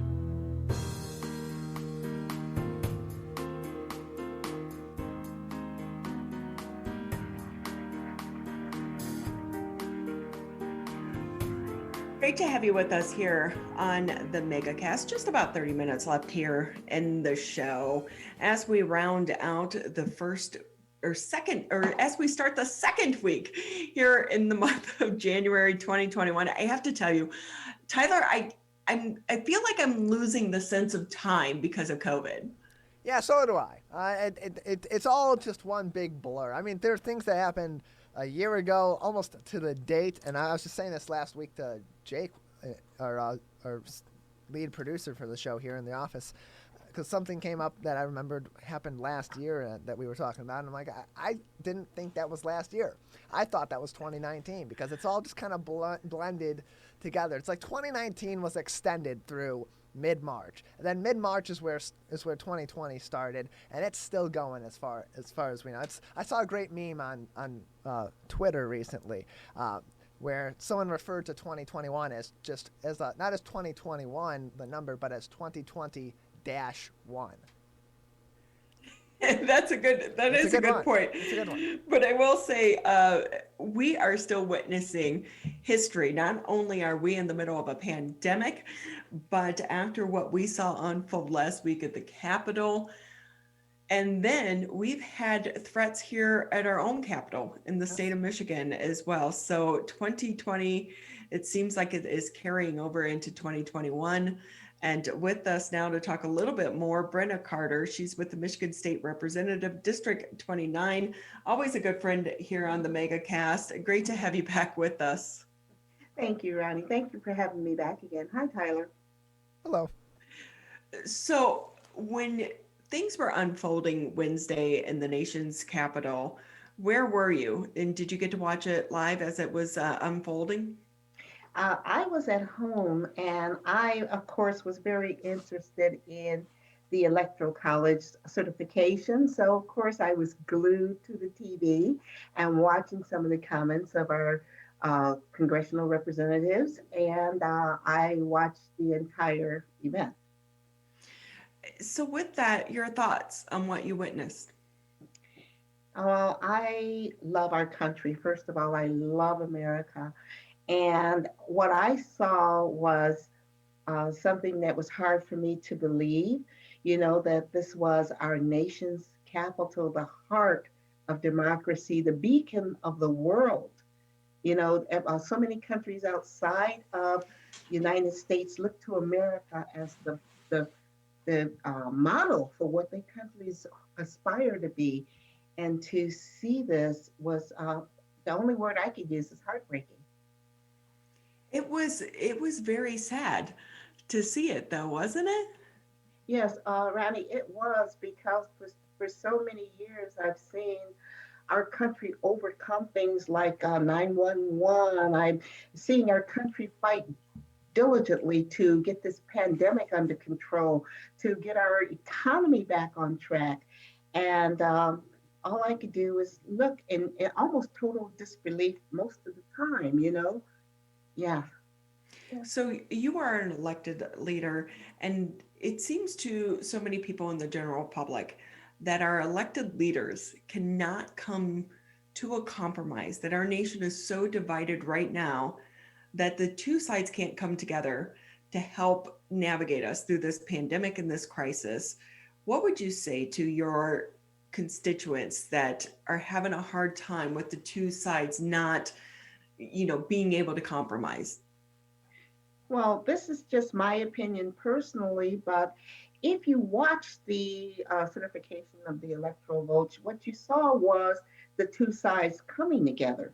You saw people like Senator Mitch McConnell or Senator Lindsey Graham all of a sudden start putting the Constitution first. Am I saying that we've eradicated the differences between the two parties? No, we're not there yet. But what I did see was a break. I saw people willing to say the America as we know it, the United States as we know it, is more important than what we saw happen on Wednesday. And actually, I saw a glimmer of hope. Was it a turning point?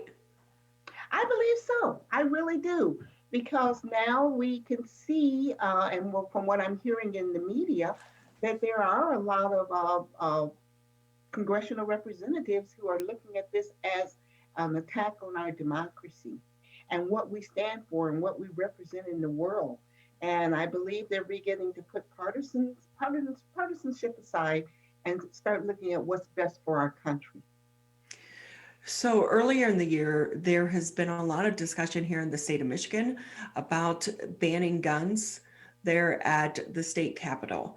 After what you saw unfold in the nation's capital on Wednesday, do you think that issue is going to come to light again and really get some change because of what happened in DC? Granny, absolutely. In fact, Representative Sarah Anthony, Minority Leader, Donna Lazinski, and I actually wrote the Capitol Commission and asked for an emergency hearing because of what happened in DC.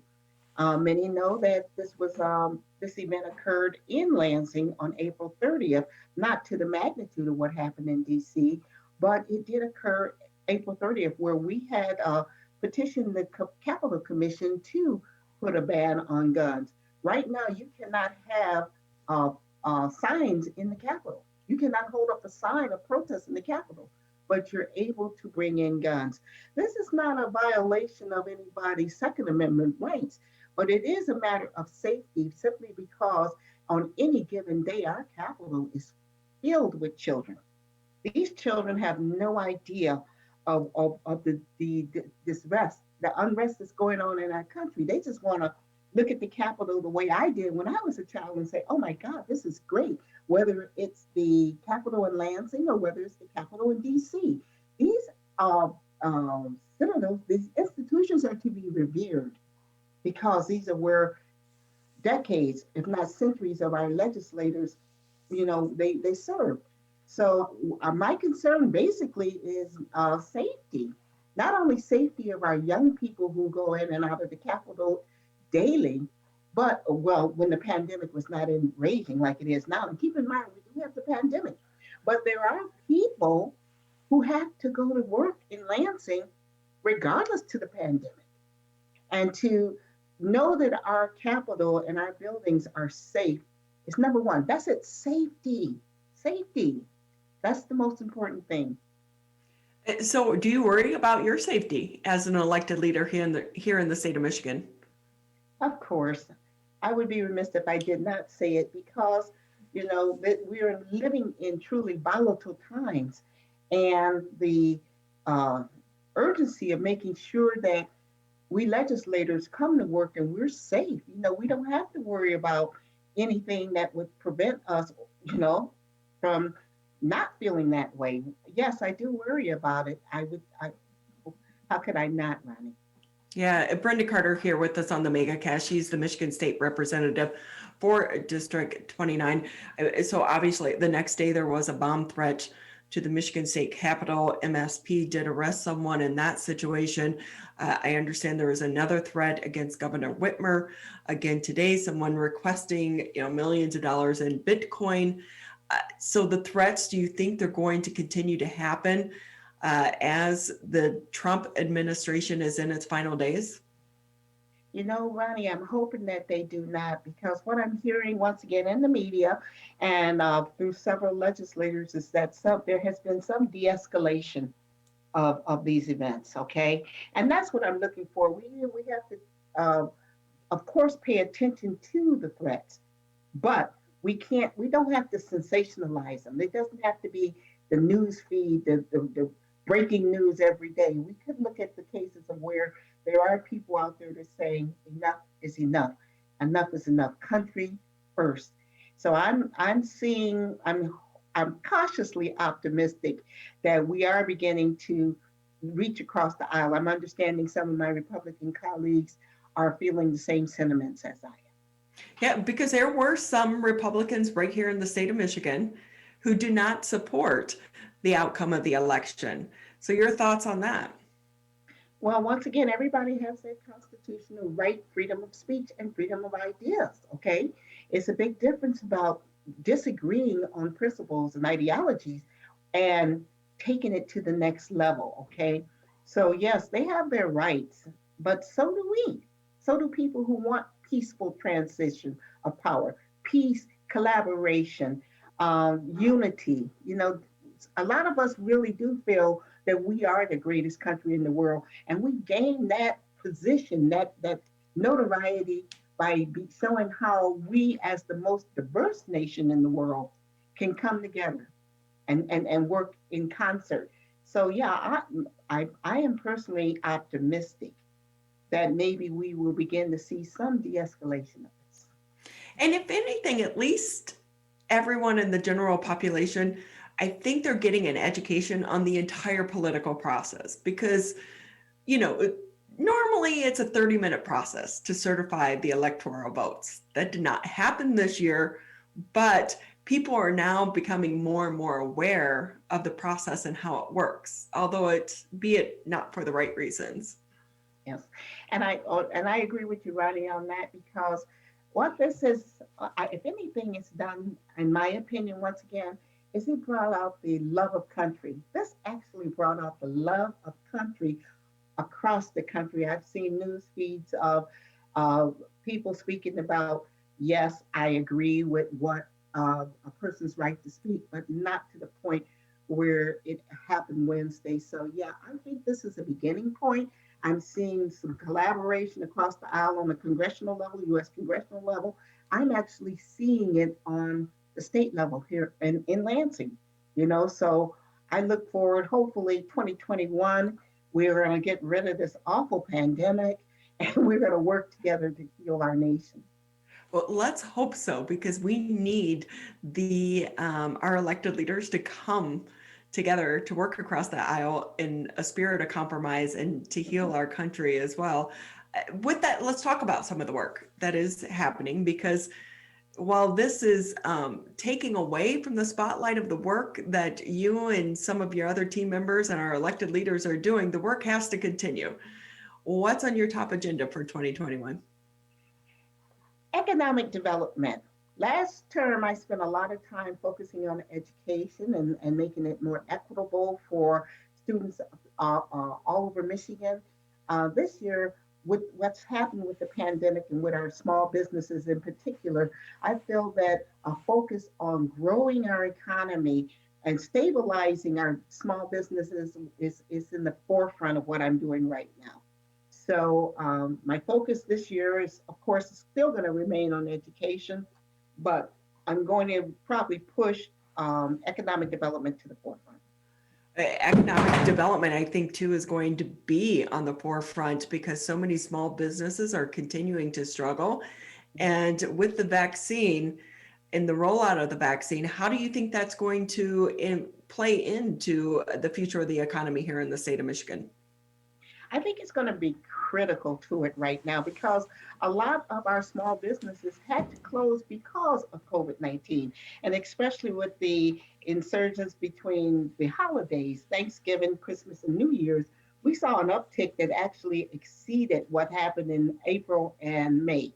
So I think with the vaccine rollout right now, particularly with under the new administration, we hope to see a mass number of people being vaccinated and immunized and herd immunity reached much sooner than they project in the summertime. And with that will come, our businesses will be able to open up again, hopefully in time. Yeah, fingers crossed on that one. So in the beginning of the pandemic, we also saw the communities, the Black and Brown communities, hit the hardest in the beginning of the pandemic. Are you concerned at all about the rollout of the vaccine and it not being widely available to people of all different backgrounds? Absolutely. And you brought up a very important point. Just like our school system needing to be equitable, so does this vaccine rollout. And as we know, Black and Brown communities were disproportionately affected because of the high degree of comorbidities in these communities, because of the poor health services that they're being provided. So yes, I understand, I actually know in my district, there's been a surge in cases. In fact, if we look at the map out there that's on the Michigan House of Representatives coronavirus, Oakland County is the only one that's blue, which means that we're having a surge in cases.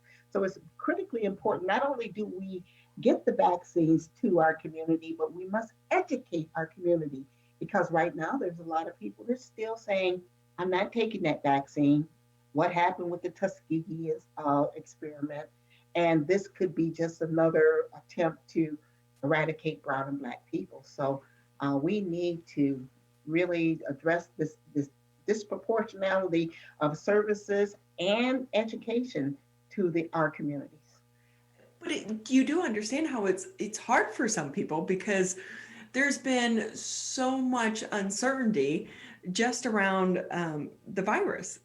First at the beginning, it was like, wear a mask, don't wear a mask, do this, don't do this, change this. Oh, it's going to be for 2 weeks, the lockdown, and then it gets into 6 weeks. And then, so when the people that we look to, that our elected leaders are having to change, we understand it's a new coronavirus. And so with it being new, you're getting new information and new data every single day. But because everything is switching and changing, it's one thing to put a mask on and take a mask off. but I can't take a vaccine out. So how do you get beyond that message to increase, really, an individual's trust in our government and our science and in our doctors in order for them to be able to take this vaccine? And do you think at some point in time, though, you're going to have to get the vaccine in order to do a lot of things, like to maybe fly or to attend some of these big sporting events?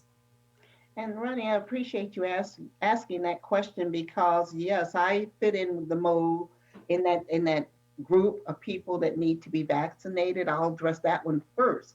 Okay. And I also fit in the group that was part of the Tuskegee Institute experiment they did, where placebos were given to black men, and of course we all know the results of that. There's a huge amount of distrust in our communities, a huge amount, but then there's a huge amount of death.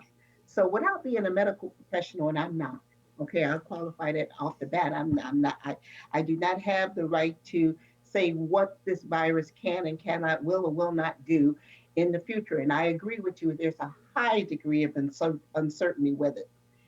The question then becomes, which is worse? Which is worse? Should we take the virus and run the risk of this may be something that can affect us 5-10 years down the road? Or do we expose ourselves unknowingly to someone who has COVID, and now if we fall into that high risk category, we're on our way to the cemetery? I will state, just so our community will know, that I believe 14 or 15 legislators in Lansing contracted COVID-19.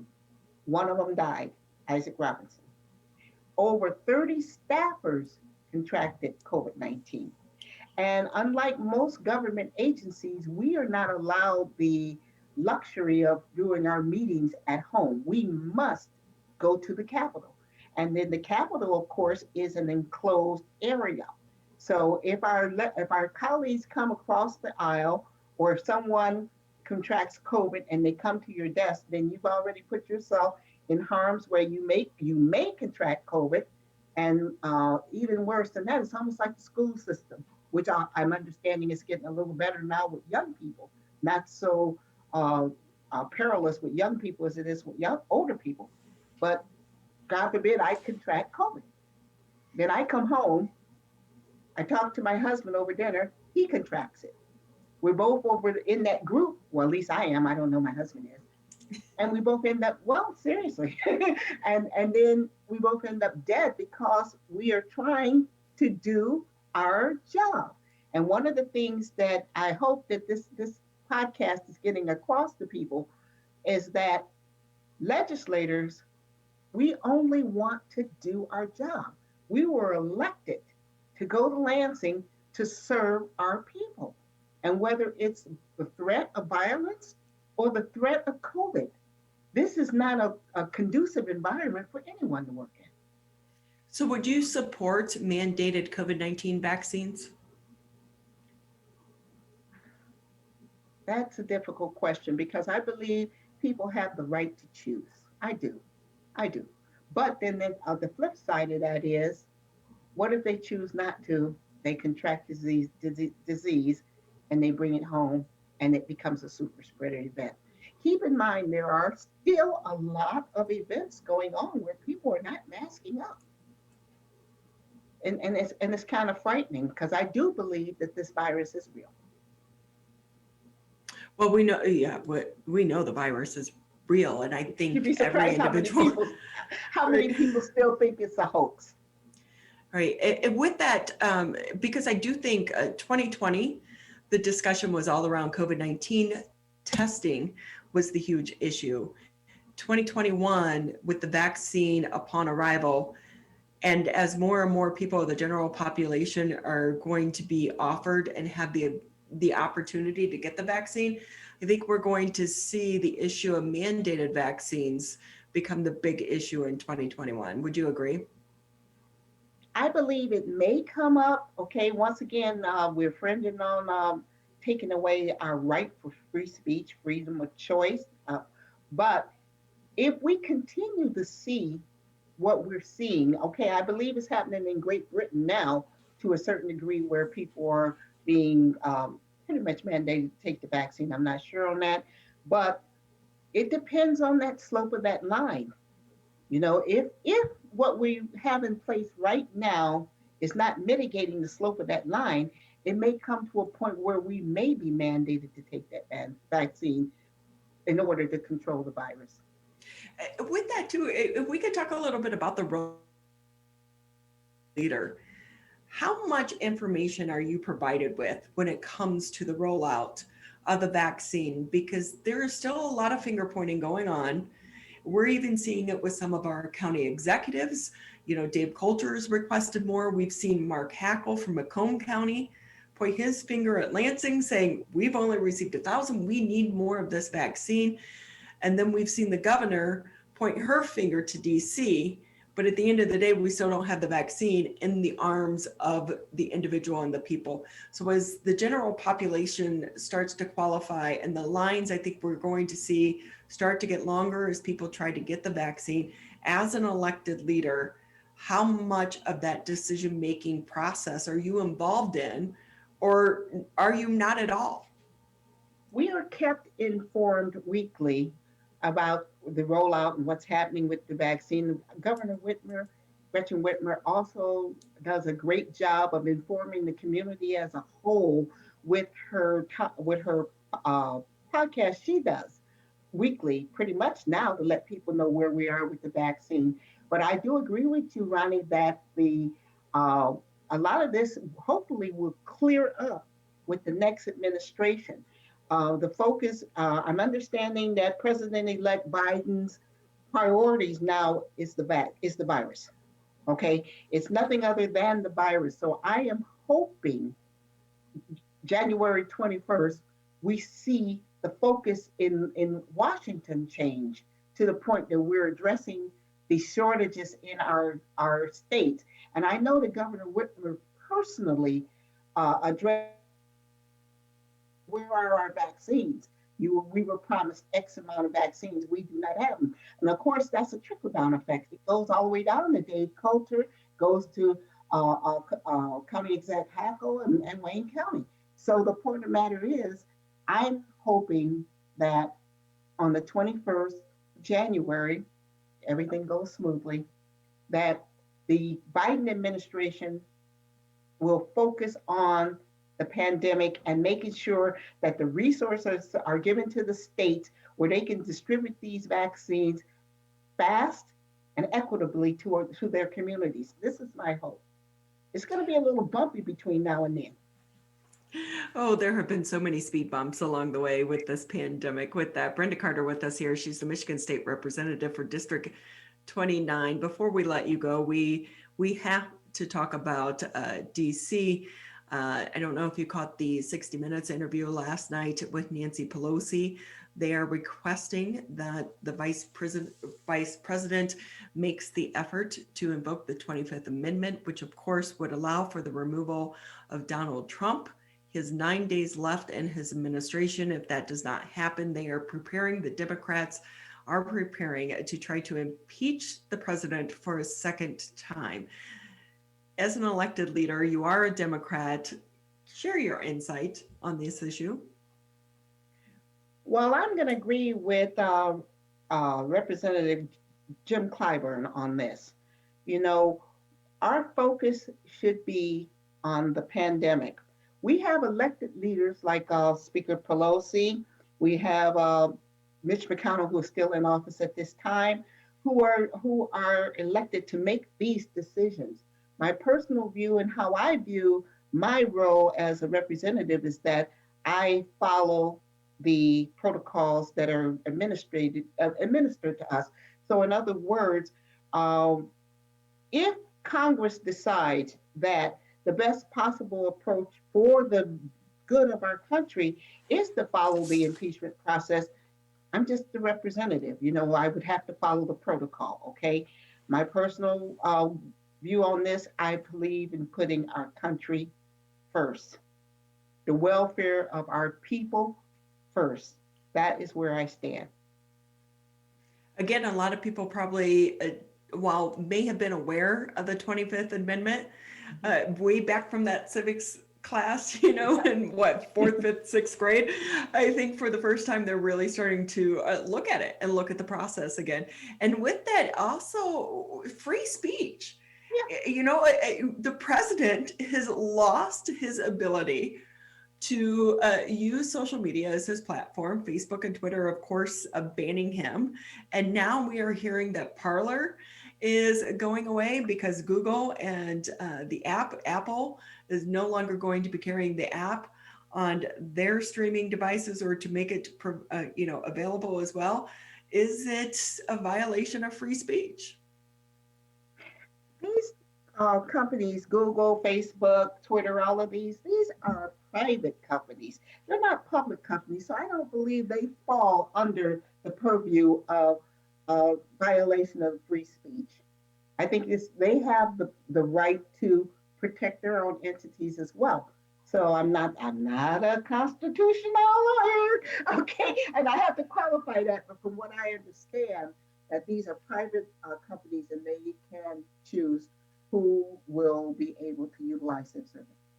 Yeah, I think we're going to see this conversation also continue in 2021. And I would imagine at some point in time, this issue is going to be coming before lawmakers as well. Quickly, before we let you go, though, do you want to talk a little bit about your education town hall that's coming up this weekend? Actually, we had it, and thank you for asking that, Ronnie, because one of the beautiful things that I love about District 29, and for those who do not know which communities are in District 29, that's Auburn Hills, Eagle Harbor, Sylvan Lake, Orchard Lake Village, and Pontiac. We had Superintendent Kelly Williams from Pontiac School District, Superintendent Jerry Hill from West Bloomfield, which serves Eagle Harbor, Sylvan Lake, and Orchard Lake Village. And we had Superintendent Jim Swartz, who services Auburn Hills, that's Avondale School District, as well as the superintendent of Oakland schools, that's Wanda Cook Robinson, who services all 28 school districts in Oakland County. And we had representatives from Oakland Community College as well as Oakland University on the town hall we had 2 days ago. It was fabulous. And what we learned from this town hall is that each one of these school districts and colleges had distinct and unique ways of dealing with COVID-19 and how it affects their students. And most importantly, I opened the door for them to say, you have a legislator with a background in education. I previously served 8 years on Pontiac School District Board of Education and 5 years on the Michigan Association of School Boards, where I was the president of both boards at the same time. So I totally understood where each one of these educators were coming from and the needs that they have, such as they needed cleaning supplies to keep their buses clean. I understand our school systems are going to be open to some degree of face-to-face on March 1st, as per Governor Gretchen Whitmer. So I was able to listen to the needs of our superintendents, not only on the town hall, but this morning I was in the superintendent's meeting where all 28 superintendents in Oakland County was there, and they were able to tell us how they felt about some of the challenges they're going through with COVID-19, some of the needs they have, and most importantly, some of the successes. And if I could just take a minute to talk about one huge success, Ronnie, one huge success for one of the school districts in District 29, and that's the Pontiac School District. From Superintendent Kelly Williams, she informed us on our town hall that Pontiac School District now has a fund balance. When I was on the school board, Pontiac School District was $52 million in debt. That's the largest per pupil deficit in the history of the state of Michigan. And to hear that they now have a fund balance, that they're out of debt, that they're doing great, is just wonderful news, especially in the era that we're in right now, which is social unrest, economic decline, and of course, the ever-present pandemic. So the resiliency of our educators, all of them, not only our executives who represents our school districts, but our boards of education, our fabulous teachers who I consider essential workers, the parapros, the TAs, everyone who's involved in all of our school districts all over. This is a day of celebration.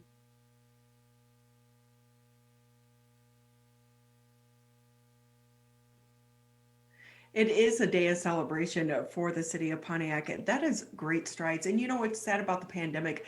Some of these big successes are being overshadowed by everything else that is going on in the country, but they have not stopped the work there at the Pontiac School District. So that is great news. Brenda Carter, thank you so much for your time. We so appreciate it.